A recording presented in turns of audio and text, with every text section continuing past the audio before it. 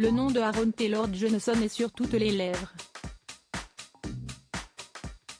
Le comédien britannique de 32 ans pourrait en effet devenir le 7e interprète du mythique espion de Sa Majesté. Présentation avec l'étoile montante du cinéma britannique. CST en 2006, dans Casino Royale, que Daniel Craig succède à Pierce Brosnan. Il devient alors le 6e acteur à incarner James Bond au cinéma. 15 ans plus tard, il fait le choix de faire ses adieux à l'espion de Sa Majesté dans Mourir peut attendre. Entre-temps, il aura interprété le sémillant Bond dans 3 autres films, Quantum of Solace, Skyfall et Spectre. L'histoire retiendra qu'il est pour l'heure le comédien qui aura tenu le rôle le plus longtemps. Un rôle dont il a indiqué pourquoi il souhaitait le quitter le 28 septembre 2021 à BFM TV, « Je crois qu'il faut partir tant qu'on est au top. J'ai joué James Bond pendant 15 ans. Cela a été une partie très importante de ma vie, incroyablement gratifiante. Et une des plus belles. Mais le moment est arrivé de faire autre chose. CST maintenant. Depuis l'annonce faite par Daniel Craig, les fans sont sur des charbons ardents, et désirent plus que tout au monde savoir qui sera le nouveau Bond. Des pistes ont été explorées, le nom d'Idris Elba est revenu à maintes reprises, comme ceux d'Henry Cavill, Regé-Jean Page, Tom Hardy, James Norton ou Chiwetel Ejiofor. Une étoile montante du cinéma mais la productrice historique de la saga, Barbara Broccoli, a déclaré qu'il faudrait encore de la patience avant de découvrir les traits de l'élu.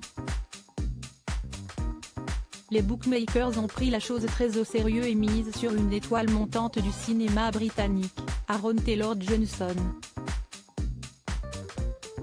Ce dernier a récemment tourné avec Brad Pitt dans Bullet Train de David Leitch. Et selon de nombreux médias, les jeux seraient faits puisque le jeune Britannique aurait d'ores et déjà tourné des séquences dans le rôle de James Bond, pour la séquence d'ouverture emblématique de la série 007. L'acteur de 32 ans aurait impressionné la productrice lors d'une audition tenue secrètement au studio de Pinewood au mois de novembre. Mais que sait-on exactement du comédien ? Né le 13 juin 1990 à High Wycombe, dans le Buckinghamshire en Angleterre, ce fils d'ingénieur s'essaie à l'art dramatique, au chant, à la danse, aux claquettes, et à l'acrobatie. En 2006, il apparaît dans les films L'Illusionniste et Le Voleur de Venise, menant de front l'école et le métier d'acteur. Sa notoriété explose en 2009, à l'âge de 19 ans, dans le film Nowhere Boy de la réalisatrice Sam Taylor-Wood, dans lequel il incarne le jeune John Lennon. Il enchaîne les films et gagne en notoriété la même année avec le film Kick-Ass de Matthew Vaughn. En 2014, il obtient le rôle de Vif Argent dans la suite Avengers, l'ère d'Ultron, réalisé par Joss Whedon, aux côtés de Robert Downey Jr.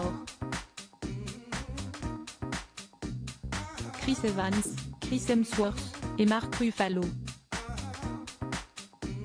En couple avec Sam Taylor-Wood, de 23 ans son aîné en janvier 2017, il remporte le Golden Globe du meilleur acteur dans un second rôle grâce au thriller Nocturnal Animals. Dans la foulée, il devient l'égérie des parfums pour hommes de Givenchy avant de faire à nouveau parler de lui dans le Million Little Pièce de celle qui est entre-temps devenue sa femme, Sam Taylor-Wood. Une union qui fait couler beaucoup d'encre puisque le comédien a rencontré son épouse de 23 ans son aîné, alors qu'il n'avait que 19 ans. Le couple s'est fiancé 6 mois à peine après le début de sa relation et s'est marié en 2012. Sam et Aaron sont les heureux parents de 2 filles, Wilda Ray Romero, née en 2010 et 2012. Le comédien a également adopté les filles aînées de son épouse Angelica Mara Joplin, née en 1997, et Jesse Phoenix Joplin, née en 2005, d'une première union. Ils vivent à Los Angeles, et ont tous deux ajouté le nom de leur partenaire à leur nom de famille, devenant officiellement Sam et Aaron Taylor Johnson. Alors James Bond ou pas? Encore un peu de patience.